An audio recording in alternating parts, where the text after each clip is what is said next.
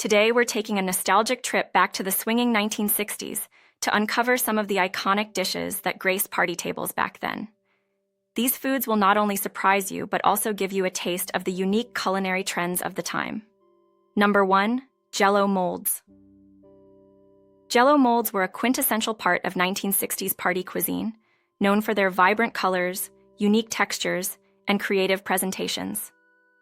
During this era, Jell-O wasn't just a simple dessert. It was an art form and a symbol of culinary innovation. These molds were often used to create intricate and eye-catching dishes that were both savory and sweet, making them a versatile addition to any party spread. One of the reasons Jell-O molds were so popular in the 1960s was due to their visual appeal. Hosts could choose from a variety of brightly colored gelatin flavors, such as cherry, lime, orange, and lemon, to create multi-layered rainbow-like presentations.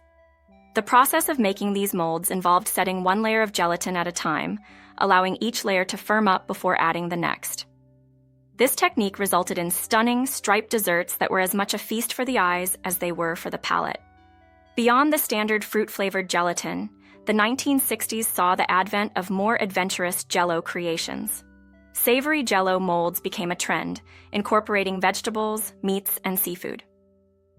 These savory versions often included ingredients like olives, pickles, celery, canned shrimp, or tuna, all suspended within a clear or slightly tinted gelatin base.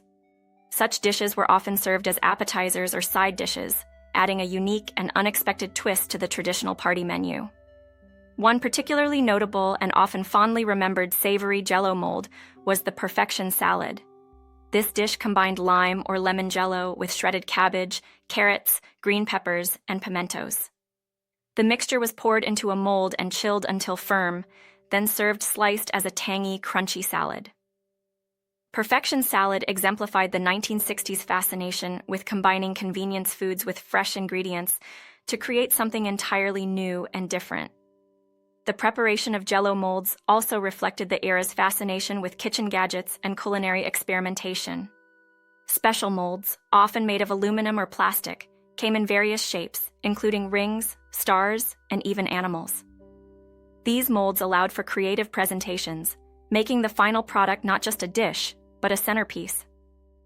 The use of electric mixers and blenders became common, aiding in the creation of fluffy, mousse-like textures for some JellO dishes. JellO molds also benefited from the burgeoning advertising campaigns of the 1960s. JellO, being an affordable and widely available product, was heavily marketed to housewives as a versatile ingredient that could simplify party planning while impressing guests. Cookbooks and advertisements from the era frequently featured elaborate JellO molds, showcasing them as the height of modern entertaining. The flexibility of JellO as an ingredient extended to desserts as well.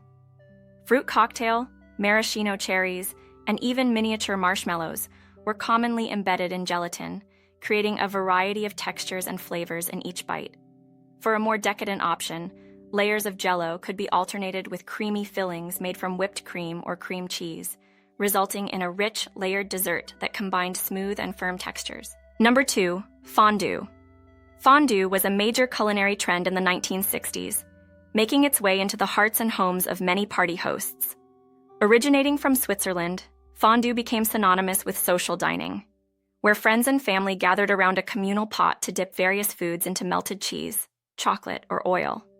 The classic cheese fondue was a blend of Swiss cheeses like Gruyere and Emmental, combined with white wine, garlic, and a splash of kirsch, cherry brandy. The cheeses were melted together in a pot called a caquelon, which was placed over a portable stove known as a réchaud. The mix was kept at a smooth, melted consistency throughout the meal, allowing diners to dip pieces of crusty bread into the rich, savory cheese. The communal aspect of cheese fondue made it a favorite for intimate gatherings and festive celebrations. Chocolate fondue also gained popularity in the 1960s, providing a decadent dessert option. Melted chocolate, often mixed with cream or liqueurs like Grand Marnier or Kahlua, created a silky, sweet dip for fruits, marshmallows, and pound cake. The visual appeal of a pot of glossy, melted chocolate and the variety of dippable treats made chocolate fondue a hit at parties, especially those with a romantic or celebratory theme. Meat fondue, or fondue bourguignon, offered a savory and interactive dining experience. Guests would cook small cubes of beef or other meats in hot oil using long forks. Once cooked, the meat could be dipped into various sauces such as béarnaise, mustard, or horseradish cream. This method allowed diners to cook their meat to their preferred doneness and provided an engaging, hands-on dining experience. The popularity of fondue in the 1960s can be attributed to several factors. The decade was marked by a fascination with international cuisines and a desire for interactive, communal dining experiences. Fondue fit perfectly into this trend, offering a unique way to enjoy meals together. Additionally, the rise of specialty kitchen gadgets, including fondue pots and forks, made it easier for home cooks to replicate the experience. Fondue also became a symbol of sophistication and modernity. It was featured in numerous cookbooks and culinary magazines of the time, often depicted as a chic and trendy way to entertain guests. The flexibility of fondue, whether cheese, chocolate, or meat, allowed it to be adapted for various occasions, from casual family dinners to elegant dinner parties. Interestingly, fondue also played a role in the burgeoning women's liberation movement. As more women entered the workforce and sought convenient yet impressive ways to entertain, fondue provided a solution.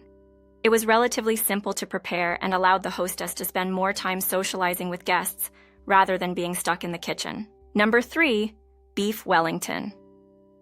Beef Wellington, a hallmark of sophisticated dining in the 1960s, became an iconic dish due to its luxurious ingredients and intricate preparation. The dish consists of a tender beef fillet coated with pâté, often foie gras and duxelles, a finely chopped mixture of mushrooms, onions, and herbs sautéed in butter. This rich, savory filling is then wrapped in puff pastry and baked to golden perfection. The origin of beef Wellington is somewhat debated, but it is generally believed to be named after Arthur Wellesley, the first Duke of Wellington. The dish, however, likely draws from French culinary techniques, particularly the method of en croûte, meaning in crust, where meat is wrapped in pastry and baked. In the 1960s, Beef Wellington rose to prominence partly due to its feature on Julia Child's television show, The French Chef, which brought French-inspired dishes into American homes. Her detailed and approachable method of explaining complex recipes made it possible for home cooks to attempt such an elaborate dish. Additionally, the recipe was included in her famous cookbook, Mastering the Art of French Cooking, which further popularized it. Preparation of beef Wellington requires several meticulous steps. First, the beef fillet is seasoned and seared to lock in the juices and create a flavorful crust. After cooling, the beef is coated with a layer of pâté and duxelles. In some variations, a crepe or a thin layer of prosciutto is added to help keep the pastry from becoming soggy. The entire assembly is then wrapped in puff pastry, brushed with an egg wash for a glossy finish, and baked until the pastry is golden and the beef reaches the desired doneness. One of the key challenges in making beef Wellington is ensuring that the beef is perfectly cooked while the pastry achieves a crispy texture. This requires precise timing and temperature control, making it a dish that demands both culinary skill and attention to detail. The allure of beef Wellington also lies in its presentation. When sliced, the layers reveal a visually stunning contrast between the golden pastry, the rich, dark duxelles, and the tender pink beef, making it a show-stopping centerpiece for any dinner party. Beef Wellington was often reserved for special occasions due to its opulence and the time-intensive nature of its preparation. It was a favorite at formal dinners and holiday gatherings, embodying the era's penchant for elaborate and impressive dishes. Modern interpretations of beef Wellington have introduced various twists, such as using different types of mushrooms for the duxelles or incorporating other flavorings like truffle oil. Despite these innovations, the classic preparation remains a beloved tribute to 1960s culinary extravagance. Number 4. Swedish Meatballs. Swedish meatballs, or köttbullar, have a storied history and cultural significance, making them a beloved dish both in Sweden and internationally. Originating as a staple in Swedish cuisine, these meatballs are typically made from a mixture of ground beef and pork, seasoned with a blend of spices such as allspice and nutmeg, which give them their distinctive flavor. The preparation begins with finely chopped onions sautéed in butter until golden, enhancing the meat mixture's depth of flavor. The ground meats are combined with the onions, breadcrumbs soaked in milk, and eggs, which act as a binder. This mixture is then rolled into small, uniform balls. Traditionally, Swedish meatballs are fried in butter until they develop a crispy, golden brown exterior. The frying process not only cooks the meatballs, but also leaves flavorful browned bits in the pan, which are essential for the next step, the gravy. This gravy is made by deglazing the pan with beef or chicken broth, then thickening it with a roux or a mixture of flour and butter. Cream is often added to create a rich, velvety sauce that complements the savory meatballs perfectly. One of the key aspects of Swedish meatballs is the accompaniment. They are typically served with lingonberry jam, which adds a sweet and tart contrast to the savory meatballs and creamy gravy. This combination of flavors and textures is what makes Swedish meatballs a unique and memorable dish. In Sweden, these meatballs are not just a festive dish, but are also enjoyed as a regular part of home cooking. They are often served with boiled or mashed potatoes, and sometimes with pickled cucumbers on the side, which add a refreshing crunch and acidity. Swedish meatballs gained international fame partly due to their presence at IKEA stores worldwide. IKEA's version of the dish has introduced millions to this classic Swedish comfort food, making it a global culinary icon. Beyond the traditional recipe, there are many variations of Swedish meatballs. Some recipes incorporate different types of meat, such as turkey or chicken, for a lighter option. Others might add garlic or use different herbs for additional flavor. However, the core of what makes a Swedish meatball remains the same: the blend of meats, the use of warm spices, and the creamy, flavorful gravy. Swedish meatballs have also been adapted into various modern diets. For instance, vegetarian and vegan versions using plant-based meats or legumes have become popular, catering to contemporary dietary preferences while maintaining the essence of the dish. Number 5. Pineapple upside-down cake. Pineapple upside-down cake became a culinary icon in the mid-20th century, particularly popular during the 1960s. This cake is renowned for its visually striking presentation and unique baking method. The cake is prepared by first arranging pineapple slices, maraschino cherries, and a brown sugar butter mixture at the bottom of the baking pan, which becomes the top once the cake is inverted. The preparation begins with melting butter and brown sugar together in the cake pan to create a caramelized base.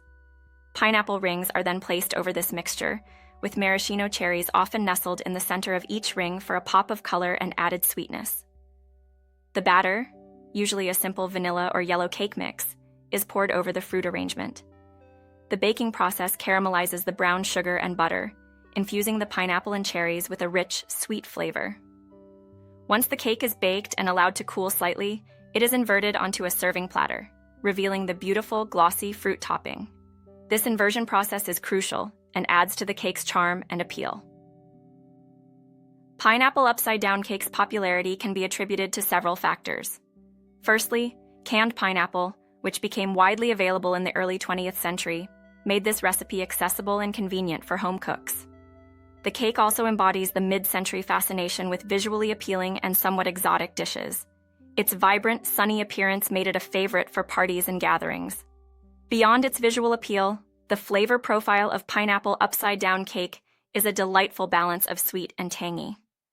The caramelized sugar and butter create a sticky, almost toffee-like crust that pairs perfectly with the tartness of the pineapple and the sweetness of the cherries.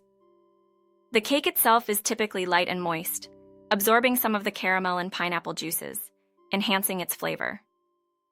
Variations of pineapple upside-down cake have emerged over the years. Some recipes incorporate additional fruits like peaches or pears, while others might include nuts for added texture. Another variation is using a spiced cake batter instead of the traditional vanilla, adding cinnamon or nutmeg to complement the caramelized topping. This cake also holds a nostalgic value, reminding many of home-baked family desserts and holiday celebrations. Its retro charm has led to a resurgence in popularity, with modern bakers putting their own twists on the classic recipe.